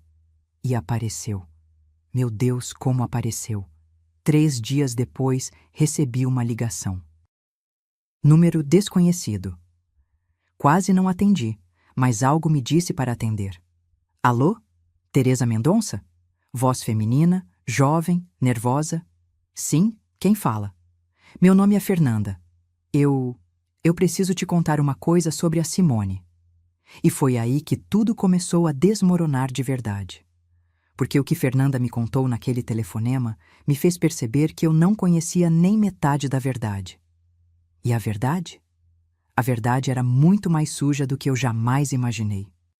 Você já descobriu que a pessoa que você achava que conhecia era completamente diferente? Já recebeu aquele telefonema que muda tudo? Continue aqui, porque o que essa mulher me revelou sobre Simone foi só o começo de uma avalanche que destruiu tudo. Fernanda? Repeti o nome, tentando lembrar se conhecia alguém assim. Nada. Eu era a melhor amiga da Simone, antes dela casar com seu filho. A voz dela tremeu. A gente se afastou quando ela arrumou o Ricardo, mas... Eu não aguento mais carregar isso sozinha. Meu coração disparou. Sentei no sofá, apertando o telefone contra o ouvido. Carregar o quê? Ouvi ela respirar fundo do outro lado. Simone não casou com Ricardo porque amava ele. Foi planejado, tudo foi planejado desde o começo. Senti o chão sumir debaixo dos meus pés. Como assim planejado? A gente trabalhava juntas numa loja de roupas no Shopping Eldorado. Simone sempre foi ambiciosa, sabe? Mas não do jeito bom, do jeito calculista. Fernanda fez uma pausa. Um dia ela viu Ricardo comprando presente para alguém. Perguntou para a gerente quem era. A gerente conhecia ele. Disse que era filho de família bem de vida. Que os pais tinham patrimônio, investimentos. Minha boca secou. Você está dizendo que... Estou dizendo que ela foi atrás dele de propósito. Descobriu onde ele trabalhava, começou a aparecer no mesmo lugar por acaso. Forçou o encontro. Eu vi tudo, Teresa. Eu vi ela planejando cada passo. As paredes pareciam estar fechando ao meu redor. Por quê? Por que você está me contando isso agora? Porque eu vi no Facebook, vi aquela foto do aniversário do Ricardo e você estava lá, no canto com aquela cara. Eu reconheci aquela cara. É a mesma cara que minha mãe tinha quando meu padrasto sugava tudo dela. A voz de Fernanda quebrou. E eu tenho prints, Teresa. Conversas antigas que ela não sabe que eu guardei. Que tipo de conversas? Do tipo que mostra quem ela realmente é. Posso te mandar? Manda. Me manda tudo. Desliguei o telefone e fiquei ali, parada, tentando processar. 5 minutos depois, meu celular começou a apitar. Mensagens. Dezenas delas. Prints de conversas entre Simone e Fernanda de 5 anos atrás. Abri a primeira. Minha visão ficou embaçada, mas forcei os olhos a lerem. Simone. Fernanda. Achei o cara perfeito.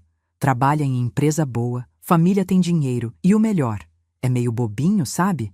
Daqueles que acreditam em qualquer coisa. Fernanda. Mas tu gosta dele, Simone? Gostar? Amiga, acorda. Amor não paga conta. A mãe dele é viúva, tem apartamento no centro, casa na praia, é filho único. Faz as contas. Fernanda. Simone, isso é loucura. Simone. Loucura é ficar pobre. Eu vou casar com ele, ter uns filhos para garantir, e depois é só administrar a sogra. Viúvas carentes são fáceis de manipular. Daqui 5 anos tô vivendo bem. Senti náusea subir pela garganta. Continuei lendo. Simone. O idiota pediu em casamento, anel de 12 mil. Disse que a mãe ajudou a pagar. Perfeito. Ela já tá no esquema sem nem saber. Fernanda. E se ele descobrir que tu só quer o dinheiro? Simone. Não vai. É apaixonado demais. E homem apaixonado é homem cego. Já comecei a plantar a sementinha sobre a sogra ser controladora. Ele já tá achando que ela quer atrapalhar nossa felicidade. Fácil demais. Cada palavra era uma facada. Cada frase mostrava a frieza, o cálculo, a maldade pura. Continuei deslizando, lendo cada conversa, e quanto mais lia, mais escuro ficava. Simone. A velha pagou a festa inteira, 47 mil. Falei que se ela não pagasse, eu ia cancelar tudo e casar no civil. Óbvio que ela não ia deixar o filhinho passar vergonha. Fernanda. Tu tem coragem mesmo. Simone. Coragem? Estratégia? Ela tá sozinha, carente, cheia de culpa por não ter dado mais atenção pro Ricardo quando o marido estava vivo. Só jogar na ferida que ela faz o que eu quero. Parei de ler. Não conseguia mais. Joguei o celular no sofá e fui até o banheiro. Vomitei. Vomitei tudo. A comida, a raiva, a traição. Tudo. 5 anos. 5 anos sendo manipulada friamente por uma mulher que estudou cada fraqueza minha e usou contra mim. Que transformou meu filho num fantoche. Que planejou desde o começo sugar tudo que Osvaldo e eu construímos. Voltei para a sala, peguei o celular de novo. Tinha mais prints. Conversa mais recente, de 6 meses atrás. Simone tinha voltado a falar com Fernanda. Simone. Tô com um probleminha. Devo 160 mil em apostas online. O Ricardo não pode saber. Fernanda. 160 mil? Simone, tu enlouqueceu? Simone. Relaxa, vou pegar emprestado da sogra. Ela não vai negar. Nunca nega. Fernanda. E se ela descobrir? Simone. Descobrir o quê? Que uso o dinheiro dela para cobrir minhas apostas? Ela é burra demais para perceber. Acha que estou investindo no salão. A idiota acredita em tudo. Idiota. Burra. As palavras ecoavam na minha cabeça. Era assim que ela me via, como gado de corte esperando para ser abatido. Liguei para Beatriz. Eram 11 da noite, mas não me importei. Teresa? Que foi? Você precisa ver uma coisa. Agora. Mandei todos os prints para ela. Ouvi o silêncio enquanto ela lia. Meu Deus do céu! A voz dela estava tensa. Teresa, isso é premeditação, isso é estelionato afetivo. Eu sei o que é. Minha voz saiu oca. É a prova de que eu passei 5 anos sendo feita de idiota. Não, você passou 5 anos sendo vítima de uma sociopata. Beatriz respirou fundo. Teresa, a gente precisa mostrar isso para o Ricardo. Ele não vai acreditar. Vai ter que acreditar. São provas, não opiniões. Ela fez uma pausa. E tem mais. Eu continuei investigando as dívidas dela. Consegui contato de um dos agiotas que ela deve. Agiotas? Senti o sangue gelar. Não são só dívidas de banco. Ela pegou dinheiro com gente perigosa. E eles estão cobrando, com juros. A dívida original era de 80 mil. Agora está em 230 mil. 230 mil reais. Com agiotas. Gente perigosa. Meu Deus! E o Ricardo? E as crianças? Exatamente por isso que você precisa mostrar tudo para ele. Agora, essa mulher não é só manipuladora. Ela é perigosa. E sua família está em risco real. Desliguei e fiquei olhando para o celular. Dentro dele, todas as provas, todas as conversas. A verdade nua e crua sobre quem Simone realmente era. Mas mostrar para Ricardo significava destruir o casamento dele. Significava quebrar a ilusão que ele construiu sobre a mulher que amava. Significava virar o vilão da história aos olhos dele, pelo menos no começo. Mas não mostrar significava deixar meu filho e meus netos nas mãos de uma mulher que via todos eles como meio para um fim. Como peças num tabuleiro do jogo cruel dela. Não tinha escolha. Não mesmo. Peguei o telefone e liguei para Ricardo. Ele atendeu no terceiro toque. Voz embargada, como se estivesse chorando. Mãe! Preciso te ver. Amanhã. Aqui em casa, sem a Simone. Mãe, se for para brigar de novo, não é briga. Minha voz estava firme, mas meu coração estava aos pedaços. É verdade. E você precisa ver com seus próprios olhos antes que seja tarde demais. Silêncio longo. Tarde demais para quê? Para salvar o que ainda dá para salvar. 9 da manhã, Ricardo. Não se atrase. E pelo amor de Deus, não conta para ela que vai vir aqui. Desliguei antes que ele pudesse responder. Aquela noite não dormi. Fiquei relendo cada print, cada conversa, cada palavra venenosa. Tentando entender como não vi antes, como fui tão cega. Mas não fui cega. Fui humana. Fui mãe querendo acreditar no melhor. Fui viúva sozinha procurando família. Fui mulher criada para ser generosa, para dar chances, para perdoar. E ela usou cada pedaço disso contra mim. Mas agora eu tinha as armas. Tinha a verdade. E a verdade, por mais que doa, por mais que destrua, é a única coisa que realmente liberta. Quando o sol nasceu naquela quinta-feira, eu estava sentada na varanda com uma xícara de café frio nas mãos, olhando a cidade acordar. E pensei, hoje muda tudo. Hoje Ricardo vai descobrir quem ele realmente casou. E nada vai ser como antes. A campainha tocou exatamente às 9, pontual como sempre ensinei. Pelo menos isso ele ainda era. Abri a porta. Ricardo estava pior do que na última vez. Olhos vermelhos, roupa amassada, barba de dias. Entra! Ele entrou e quando viu meu notebook aberto na mesa da sala, cheio de prints impressos e espalhados, parou. Mãe, o que é isso? Senta, filho.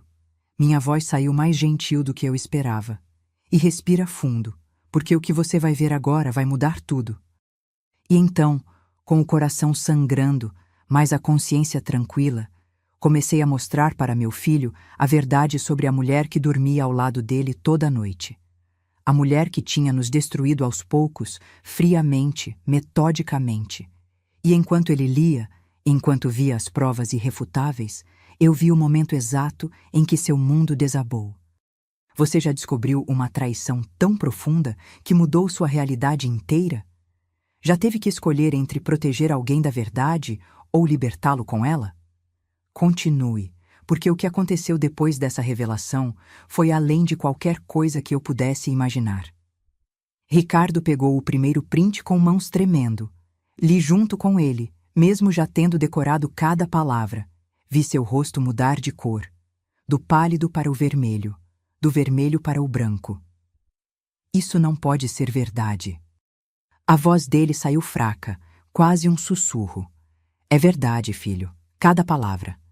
Ele pegou outro papel, depois outro. Seus olhos corriam pelas frases, e eu via o momento exato em que cada uma atingia o alvo. Era como assistir alguém sendo esfaqueado em câmera lenta. O idiota tem uma mãe viúva rica. Ele leu em voz alta, a voz quebrando. Vou me casar e garantir meu futuro. Continue lendo, falei baixinho. Não tinha prazer naquilo, só dor. A dor de uma mãe vendo o filho acordar para uma realidade cruel. Ricardo passou para a próxima conversa. E para a próxima. Quando chegou nas mensagens sobre as apostas online, ele soltou os papéis. Eles caíram no chão feito folhas mortas. 160 mil em apostas.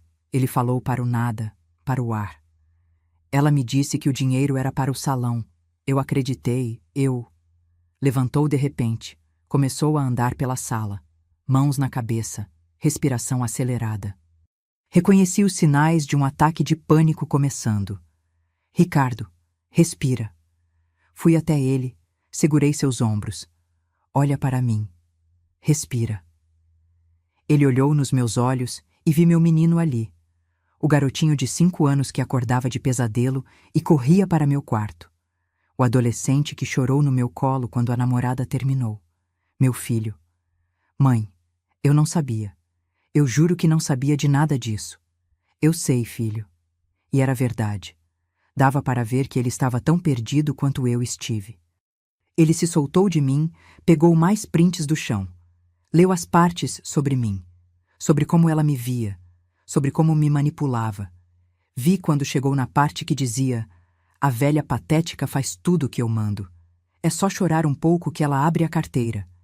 Ricardo rasgou o papel. Literalmente rasgou em pedaços pequenos. Eu vou matar ela. Eu vou... Não vai. Minha voz saiu firme. Você não vai fazer nada estúpido. Você vai fazer as coisas do jeito certo. Do jeito certo? Ele me olhou como se eu tivesse enlouquecido. Mãe, ela nos enganou. Enganou a mim, enganou a senhora, destruiu nossa família. E a senhora quer que eu faça do jeito certo? Quero, porque violência não resolve nada. Mas verdade? Verdade resolve tudo. Peguei mais documentos da pasta. Senta, tem mais coisas que você precisa saber. Mostrei os extratos que Beatriz conseguiu. As dívidas, os empréstimos com agiotas, os juros acumulados. O buraco financeiro que Simone cavou e que estava prestes a engolir toda a família. 230 mil reais com agiotas. Ricardo segurou o papel, lendo e relendo como se as palavras fossem mudar. Como ela deixou chegar nesse ponto? Porque é doença, filho. Vício em apostas é doença. Mas mentira? Manipulação? Planejar friamente destruir uma família? Isso é caráter. E ela não tem. Ele ficou em silêncio por um longo tempo. Depois perguntou a coisa que eu estava esperando. O que eu faço agora? O que você acha que deve fazer? Ricardo olhou ao redor da sala, para os papéis espalhados, para as provas da traição, para os 5 anos de mentiras expostas na mesa de centro. Eu preciso confrontar ela. Precisa, mas com cuidado. Mulher assim, quando encurralada, pode fazer qualquer coisa. Sentei ao lado dele. E tem as crianças. Júlia e Pedro não podem pagar por isso. Vi as lágrimas descerem pelo rosto dele. Meus filhos. Mãe, e se ela se casar comigo só por causa do dinheiro? E se ela nunca me amou de verdade? Não tinha resposta para aquilo que não fosse dolorosa. Então falei a verdade. Provavelmente não amou, não do jeito que você merecia. Mas Ricardo, isso não diminui você, não faz você valer menos, só mostra que ela é incapaz de amar de verdade. Eu sou idiota, ele soluçou. Um idiota completo. Caí direitinho na armadilha dela. Não é idiota. Foi manipulado por alguém que fez disso uma arte. Tem diferença. Ele ficou ali, chorando baixinho. E eu deixei. Algumas dores precisam sair. Algumas verdades precisam ser sentidas até o fundo antes de você conseguir seguir em frente. Depois de uns 20 minutos, ele limpou o rosto. Vou para casa. Vou confrontar ela agora. Espera. Segurei o braço dele. Leva seu celular. Grava a conversa. Ela vai mentir, vai chorar, vai tentar manipular. Você precisa de prova do que ela disser. A senhora acha mesmo que ela vai tentar. Filho, ela passou 5 anos enganando você. Acha que vai parar agora só porque foi descoberta? Olhei nos olhos dele. Gente assim não admite derrota fácil. Ela vai lutar. Vai usar toda a arma que tiver, inclusive as crianças. Vi o pânico passar pelo rosto dele. As crianças. Por isso você precisa ser esperto, firme, mas esperto. Peguei minha bolsa, tirei um cartão. Esse é o telefone da doutora Beatriz. Se precisar de ajuda legal, de advogado, de qualquer coisa, liga para ela. Combinado? Ele pegou o cartão, guardou no bolso. Levantou, me abraçou forte, daquele jeito apertado que não fazia desde criança. Desculpa, mãe. Desculpa por tudo, por acreditar nas mentiras dela, por deixar ela te tratar mal, por não defender a senhora. Desculpa. Abracei meu filho de volta. Eu sei. E a gente vai ficar bem. Vai ser difícil, vai doer, mas a gente vai ficar bem. Ele saiu dali às 10h30. Fiquei olhando pela janela até vê-lo entrar no carro e sair. Meu coração estava apertado, porque sabia o que vinha pela frente. Sabia que nas próximas horas o casamento do meu filho ia explodir. Mas precisava explodir. Não dava mais para sustentar uma vida inteira em cima de mentiras. O telefone tocou às 2h. Era Ricardo. Mãe! A voz dele estava estranha, controlada demais. Pode vir aqui? O que aconteceu? Só vem. Por favor. Cheguei no apartamento dele 15 minutos depois. A porta estava entreaberta. Entrei devagar, com medo do que ia encontrar. A sala estava destruída, não fisicamente, mas emocionalmente. Simone estava sentada no sofá, a maquiagem borrada, olhos vermelhos. Ricardo estava em pé perto da janela, rígido como estátua. Teresa!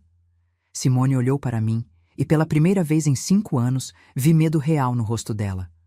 Eu posso explicar tudo. Não tenho que explicar. Ricardo se virou. Sua voz estava fria, morta. Ela confessou tudo, tudo. Simone levantou de repente. Ele está mentindo. Ele está manipulando a história para fazer eu parecer. Eu gravei! Ricardo gritou. O grito foi tão alto que Júlia e Pedro apareceram na porta do quarto assustados. Corri até eles, abracei os dois. Vem com a vovó, vamos para o quarto, tá bom? Levei as crianças de volta, coloquei um desenho, fechei a porta. Mas ainda dava para ouvir as vozes da sala, os gritos, as acusações. O casamento de 5 anos desmoronando em tempo real. Quando voltei, Simone estava de joelhos no chão, segurando as pernas de Ricardo. Por favor, eu posso mudar. Eu vou devolver tudo para sua mãe. Eu vou parar de apostar. Eu vou... Vai sair da minha casa! Ricardo a empurrou e ela caiu de costas. Agora! Simone olhou para ele, depois para mim, e viu o exato momento em que a máscara caiu completamente. Os olhos dela ficaram frios, calculistas, perigosos. Você vai se arrepender disso. Ela levantou, alisou a roupa. Eu vou levar as crianças. Vou pedir tudo no divórcio. Vou destruir vocês dois na justiça. Tenta. Ricardo jogou um pendrive na mesa. Tenho tudo gravado. Cada confissão, cada mentira. E a gente tem os prints, tem as provas das dívidas, tem tudo. Vi o desespero passar pelo rosto dela por uma fração de segundo, mas ela recompôs rápido. Essas crianças são minhas tanto quanto suas. Você não pode me impedir de... Pode ficar com elas. A voz de Ricardo estava quebrada. Até amanhã, depois a gente resolve a guarda. Mas você sai dessa casa hoje, agora. Simone pegou a bolsa, caminhou até a porta, parou, virou para mim. Isso é culpa sua, Teresa. Você nunca me aceitou. Sempre quis destruir meu casamento. Agora conseguiu. O veneno na voz dela era palpável. Não. Minha voz saiu calma, firme. Você destruiu seu próprio casamento no dia que decidiu que pessoas são recursos, não seres humanos. No dia que transformou o amor em negócio. Você fez isso sozinha. Ela cuspiu no chão. Literalmente. E saiu batendo a porta. O silêncio que ficou era pesado. Ricardo desabou no sofá, a cabeça entre as mãos. E agora? Ele perguntou para ninguém. Agora? Sentei ao lado dele. Agora a gente reconstrói, aos poucos, um dia de cada vez. Mas o que nenhum de nós sabia ainda é que Simone não ia aceitar a derrota tão fácil, que ela tinha mais um truque na manga. E que as próximas semanas seriam as mais difíceis de todas, porque quando um castelo de cartas desmorona, os estilhaços machucam todo mundo ao redor. Você já viu alguém desmoronar quando a verdade finalmente aparece? Já precisou ser forte por quem você ama quando o mundo dele cai? Fica comigo, porque o que Simone fez depois de sair daquele apartamento quase destruiu tudo o que restava. Os 3 dias seguintes foram os mais tensos da minha vida. Ricardo ficou no apartamento com as crianças, trancado, processando a explosão do casamento. Simone sumiu. Não atendia telefone, não respondia mensagem, simplesmente evaporou. Isso me preocupa, falei para Beatriz na quarta-feira de manhã. Gente assim não some quieta, está planejando alguma coisa. Concordo, já pedi para meu investigador ficar de olho. Se ela aparecer, a gente fica sabendo. Mas quem apareceu primeiro foi a polícia. Era sexta-feira, 7 da manhã. Eu estava tomando café quando a campainha tocou. 2 policiais na porta, semblante sério. Teresa Mendonça! Meu coração disparou. Sim, sou eu. Aconteceu algo? A senhora precisa nos acompanhar até a delegacia. Há uma acusação contra a senhora. Acusação? O mundo girou. De quê? Apropriação indébita e coação moral. A denunciante é Simone Cardoso de Almeida. Simone. Claro. A cobra venenosa estava dando o bote final. Liguei para Beatriz no caminho para a delegacia. Ela me denunciou. Apropriação indébita e coação moral. Essa desgraçada. Ouvi Beatriz batendo em algo, provavelmente a mesa. Não fala nada sem eu chegar aí. Nada. Você me ouve? Ouço. Na delegacia, me colocaram numa sala gelada para esperar. Mãos suando, coração aos pulos. Aos 68 anos, pela primeira vez na vida, eu estava sendo tratada como criminosa. Beatriz chegou como furacão 20 minutos depois. Entrou na sala, me abraçou rápido e sussurrou. Calma. Respira. A gente tem as provas todas. O delegado, um homem de uns 50 anos com cara de cansado da vida, nos recebeu. Dona Teresa, a senhora está sendo acusada de apropriar-se indevidamente de valores que pertenciam à denunciante, além de coagir psicologicamente a mesma após descoberta de suposto relacionamento entre ela e seu filho.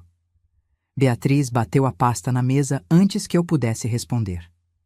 Delegado, com todo respeito, essa denúncia é falsa, e posso provar. Ela abriu a pasta. Despejou na mesa todos os comprovantes, todos os prints, todas as conversas. O delegado pegou os óculos e começou a ler. Demorou 40 minutos. 40 minutos de silêncio tenso enquanto ele lia cada documento, cada prova, cada mentira exposta.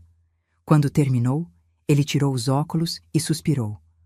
Dona Teresa, a senhora está liberada e vou pedir para que a denunciante venha prestar esclarecimentos sobre denúncia falsa. Saí dali tremendo, não de medo, de raiva. Raiva pura, visceral, do tipo que eu nunca tinha sentido antes. Ela tentou me incriminar, falei no carro, ainda processando. Tentou me colocar na cadeia. Tentou e falhou. Mas, Teresa, isso não vai parar aqui. Beatriz dirigia rápido, nervosa. Ela está desesperada, e gente desesperada faz loucuras. Chegamos no apartamento de Ricardo. A porta estava aberta, escancarada. Corremos para dentro. A sala estava vazia. Os quartos, vazios. Tudo intacto, mas vazio. Ricardo! Gritei. Júlia! Pedro! Nada. Corri para a cozinha. Tinha um bilhete na geladeira preso com ímã. Letra de Ricardo, tremida. Mãe, a Simone apareceu com 2 homens. Levou as crianças. Disse que se eu chamar a polícia, eu nunca mais vejo eles. Fui atrás. Não sei onde estão. Me ajuda. Meu mundo desabou. Meus netos, minhas crianças. Nas mãos daquela mulher e de desconhecidos perigosos. Liga para a polícia. Agora! Gritei para Beatriz. Teresa, se a gente fizer isso... Liga! Minha voz saiu num grito que nem reconheci. São meus netos, ela pode fazer qualquer coisa com eles. Beatriz ligou. Boletim de ocorrência, sequestro de menores, busca ativa. As palavras todas se misturavam na minha cabeça num borrão de pânico. Meu celular tocou. Número desconhecido. Alô? Teresa. A voz de Simone estava diferente. Embriagada, talvez, ou drogada. Você destruiu minha vida. Agora eu vou destruir a sua. Onde estão as crianças? Tentei manter a voz firme, mas ela tremeu. Em lugar seguro, por enquanto. Ela riu. Uma risada aguda, quase histérica. Sabe quanto os agiotas estão cobrando agora? 250 mil, com juros de ontem. Você vai me dar esse dinheiro. Simone, escuta. Não! Você escuta! O grito dela foi tão alto que tive que afastar o telefone. Você me tirou tudo. Meu casamento, minha casa, minha vida. Agora você vai pagar, literalmente. Deixa as crianças em paz. Elas não têm nada a ver com isso. Tem tudo a ver. São o único jeito de fazer você sentir o que eu sinto. A voz dela ficou perigosamente calma. Você tem até amanhã, meio-dia. 250 mil em dinheiro. Eu te mando o local. Se envolver polícia, se tentar qualquer esperteza, essas crianças somem. E você nunca mais vê elas. A ligação caiu. Fiquei parada, o celular na mão, incapaz de processar o que tinha acabado de ouvir.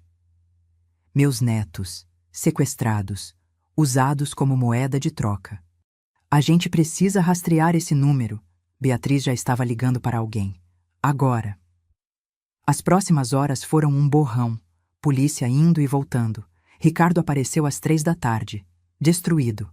Tinha procurado em todos os lugares que conhecia. Perguntado para todos os amigos do casal. Nada. Meus filhos. Ele chorava no meu ombro. Mãe, meus bebês. O que ela vai fazer com eles?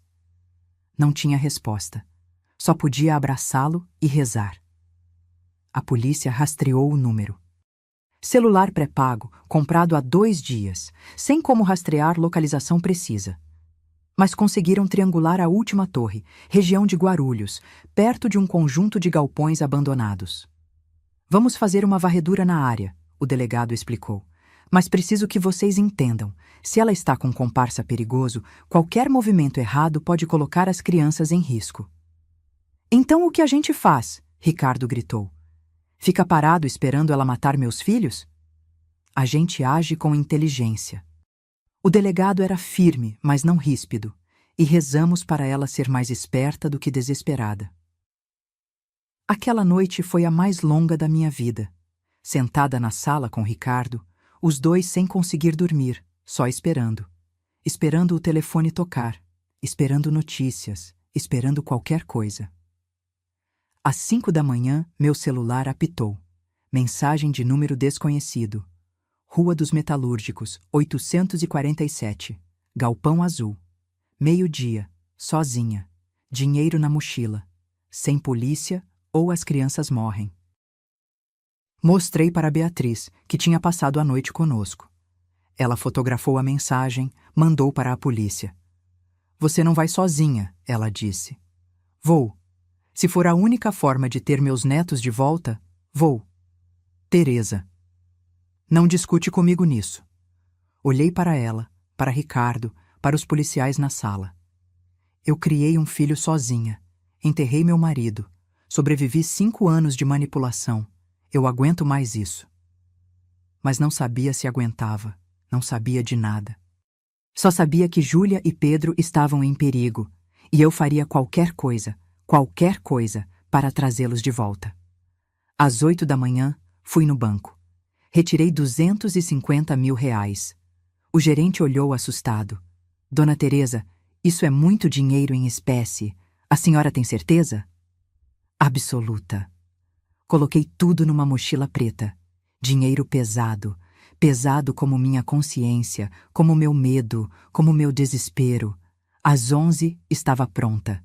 Ricardo queria ir comigo. Beatriz também. A polícia queria colocar escuta, rastreador, 1000 coisas. Não. Fui categórica. Ela disse sozinha. Vai ser sozinha. Mas deixei que colocassem um rastreador minúsculo dentro da mochila. Se algo desse errado, pelo menos saberiam onde procurar meu corpo. Meio-dia em ponto, estacionei em frente ao Galpão Azul. Lugar abandonado, cercado de mato, longe de tudo. Perfeito para esconder crianças. Ou para matar uma velha. Desci do carro, a mochila pesada nas costas. Minha perna do joelho ruim reclamava, mas ignorei a dor. Simone! Gritei. Tô aqui! Tenho dinheiro! A porta do galpão se abriu, e o que eu vi me fez o sangue gelar. Júlia e Pedro estavam amarrados numa cadeira. Júlia chorava baixinho. Pedro estava em choque, olhar vazio. E Simone estava ali, segurando uma faca perto deles. Chegou a bruxa má da história, ela disse, sorrindo. Um sorriso torto, louco. Traz o dinheiro. Devagar. Caminhei até ela, cada passo uma eternidade. Entreguei a mochila. Ela abriu, conferiu o dinheiro. Assentiu. Agora solta as crianças, falei, tentando manter a voz calma. Solta? Ela riu. Teresa, Teresa, você realmente acha que é só sobre dinheiro? E foi aí que percebi. Ela não ia soltar as crianças. Nunca foi sobre dinheiro. Era sobre destruir, sobre vingança, sobre arrastar todo mundo para o inferno com ela. Vi o brilho da faca se levantar, vi Simone se mover em direção às crianças, e pela primeira vez na vida, não pensei, só agi. Me joguei na frente deles, senti a lâmina entrar, fria, afiada, doeu menos do que eu imaginei. Ou talvez a adrenalina estivesse bloqueando a dor.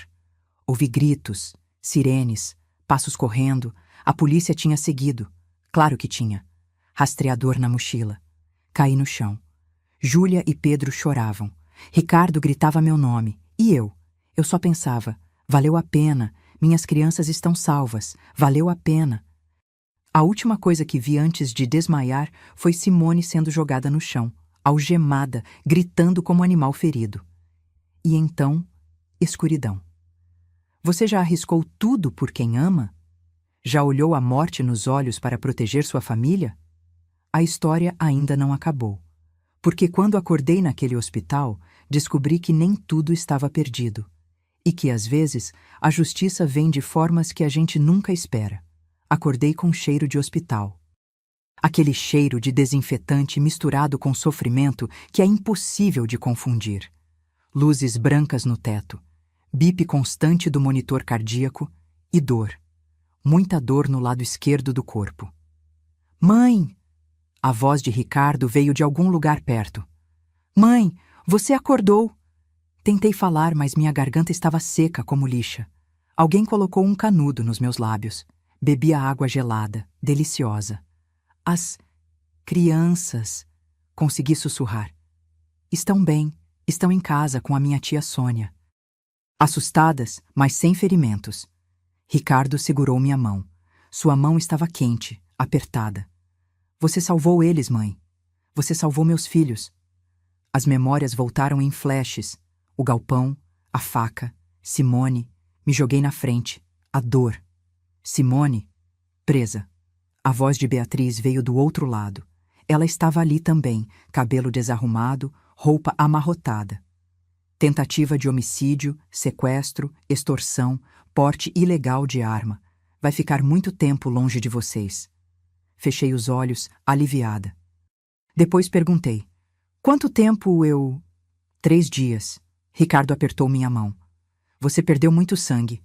A faca pegou perto do fígado. Tiveram que operar 2 vezes. 3 dias. Tinha dormido 3 dias enquanto o mundo continuava girando. Os agiotas?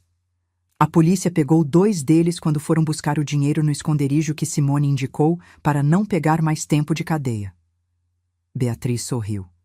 Primeira vez que eu via ela sorrir de verdade em semanas. O esquema todo está sendo investigado. Dezenas de vítimas como ela. Pessoas desesperadas que caíram na armadilha das apostas online. E Ricardo? Olhei para meu filho. Ele estava pálido, magro, com olheiras profundas, mas tinha algo diferente no olhar, algo mais forte. Como você está? Ele soltou uma risada curta, sem humor. Destruído, envergonhado, com raiva, mas vivo e grato, muito grato. As lágrimas desceram. Você quase morreu por causa dos meus filhos, mãe. Você se jogou na frente de uma faca. Faria de novo. E era verdade. 1000 vezes faria de novo. Fiquei mais 6 dias no hospital. Nesse tempo, muita coisa aconteceu lá fora. A história vazou para a imprensa. Avó heróica salva netos de mãe sequestradora, estampou os jornais. Meu rosto, pálido e cansado, nas capas. Não queria fama, nunca quis. Mas a exposição trouxe algo inesperado. Outras mulheres começaram a me procurar. Mulheres que também tinham sido manipuladas por noras, por filhas, por parentes. Mulheres que tinham perdido patrimônio, dignidade, vida, porque não conseguiram dizer não. Você deu voz para a gente. Uma senhora de 70 anos me disse quando fui visitá-la depois que saí do hospital. Ela tinha perdido a casa para a filha viciada em drogas. A gente sempre acha que é nossa obrigação aguentar tudo. Você mostrou que não é. 3 meses depois da facada, eu estava na varanda do meu apartamento, tomando chá de camomila, quando Ricardo apareceu com as crianças. Júlia correu para mim, me abraçou com cuidado para não machucar meu lado. Vovó, trouxe desenho para você. Era um desenho de nós 3, ela, Pedro e eu. Corações vermelhos ao redor. Eu amo vovó, escrito com letra torta de criança de 4 anos. Coloquei o desenho na geladeira com aquele ímã em forma de coração que minha mãe me deu. Ao lado dele, uma foto nossa de quando eram bebês. Minha nova galeria de arte. Pedro estava mais quieto. Sentou ao meu lado, encostou a cabeça no meu braço. Vovó, você ficou com medo? Fiquei, meu amor, muito medo. Mas você foi mesmo assim. Porque o amor é maior que o medo, Pedro. Sempre.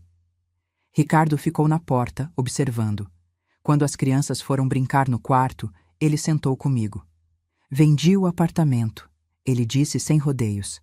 Não dava mais para morar lá. Muitas memórias ruins. E para onde vão? Comprei um menor, 2 quartos mais perto do trabalho das crianças. Ele respirou fundo. E pedi demissão.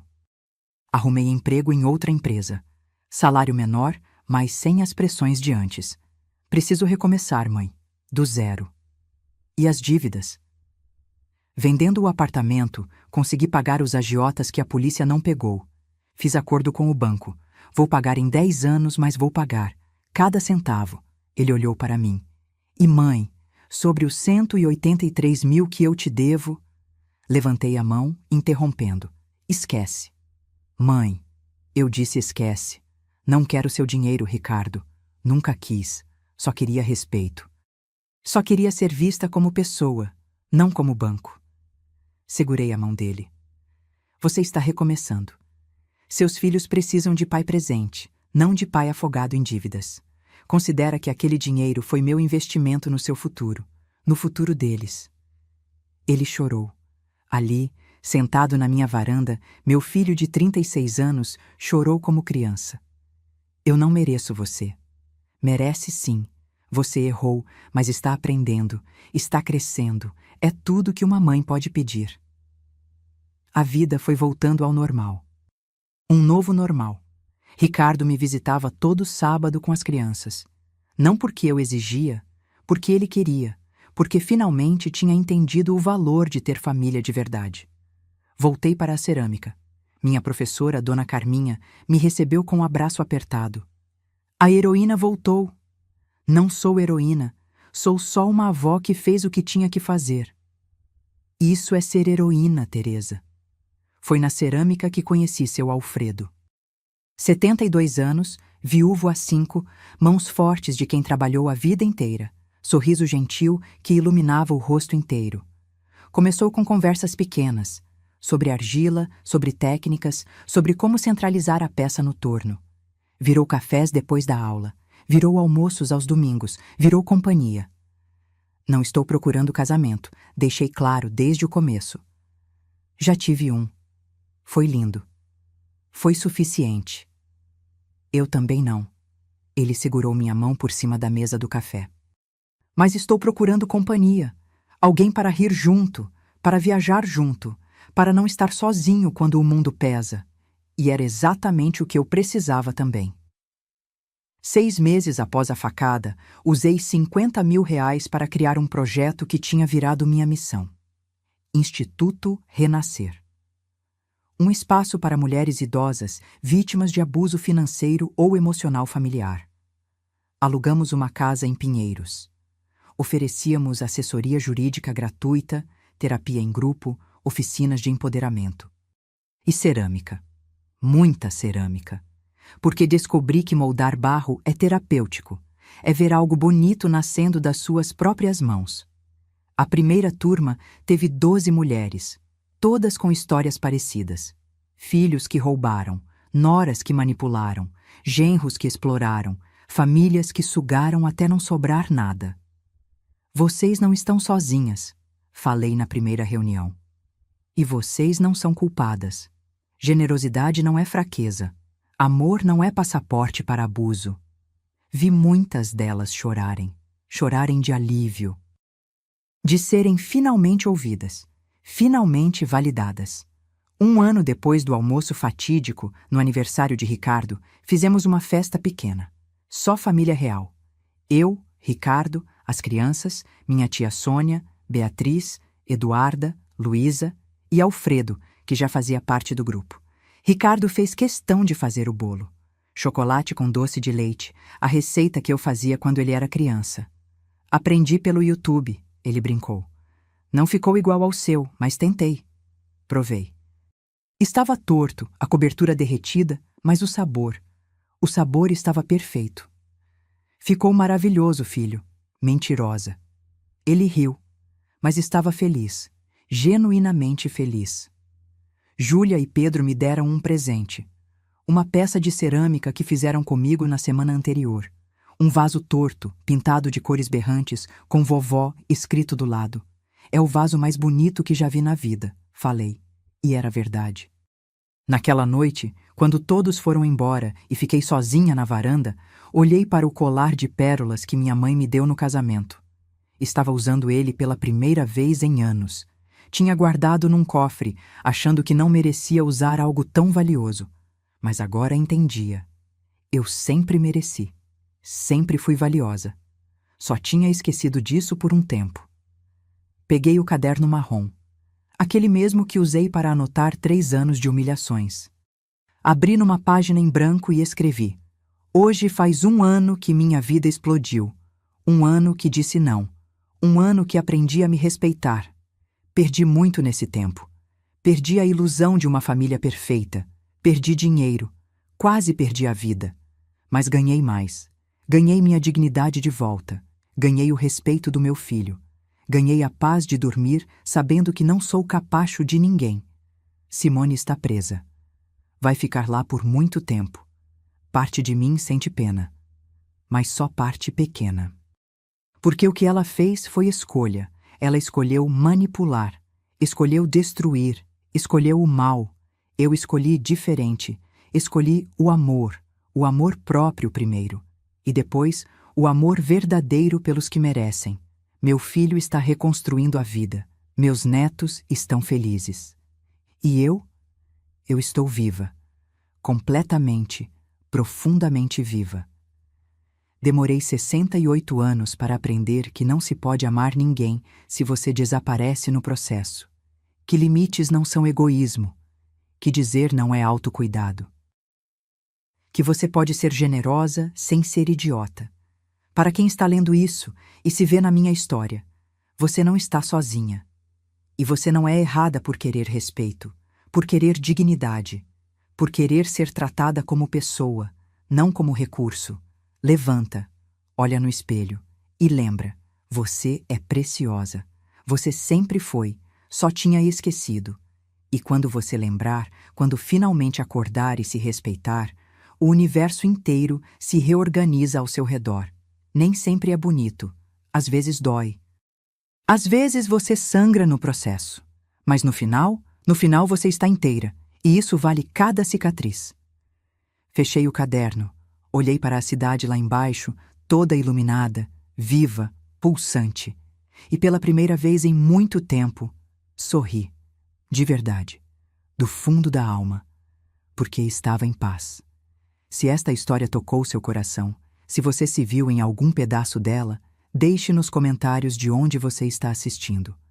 Compartilhe com alguém que precisa ouvir, que merece respeito, que merece dignidade, que merece amor verdadeiro. Porque às vezes a coisa mais revolucionária que podemos fazer é simplesmente nos respeitar. Curta, se inscreva e lembre-se, você nunca é velho demais para recomeçar. Nunca é tarde demais para dizer não. E nunca, nunca é errado escolher você mesmo primeiro. Um abraço apertado de quem entende sua luta e de quem torce pela sua vitória. Fim.